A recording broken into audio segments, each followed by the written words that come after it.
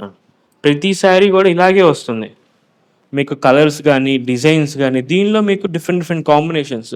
ఈ శారీ చూసారా? మొత్తం ఒక రెక్టాంగిల్ ప్యాటర్న్ ఇచ్చి స్మాల్ స్మాల్ బుటీస్ ఇచ్చాం.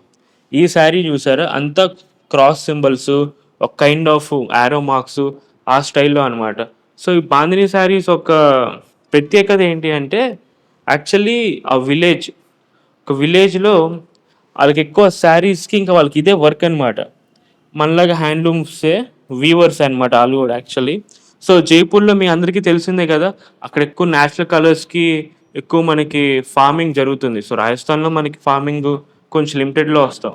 అక్కడ మెయిన్ ఫార్మింగ్ వచ్చేసి మెయిన్ మన కలర్‌కి దొరికే మెయిన్ పొటెన్షియల్ ఉన్న ఫార్మింగ్ అనమాట అక్కడ. సో, అందువల్ల ఏంటంటే వాళ్ళు డిఫరెంట్ డిఫరెంట్ కాంబినేషన్స్‌లో వాళ్ళు ఎక్స్‌పెరిమెంట్స్ చేసి ఇలా కలర్స్ అన్నీ బయటకొస్తా ఉంటాయి.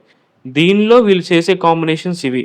సో, బాందినీలో మనకి ఇదివరకు రాజులు వాళ్ళ మెయిన్ తల మీద పెట్టుకునే టర్బన్స్ అన్నీ గూడా ఆల్‌మోస్ట్ మీకు బాందిని కాన్సెప్ట్సే వస్తాయి. సో, ఆహ్, ఎందుకంటే కింగ్ ఇట్స్ లైక్ రాయల్టీ. తన నెత్తి మీద ఒక ప్రైడ్ పెట్టుకుంటున్నారంటే, you should have something special for it. Very unique అనమాట. సో, అందువల్ల అక్కడి నుంచి బాందినికనేది ఒక డిఫరెంట్ రెస్పెక్ట్.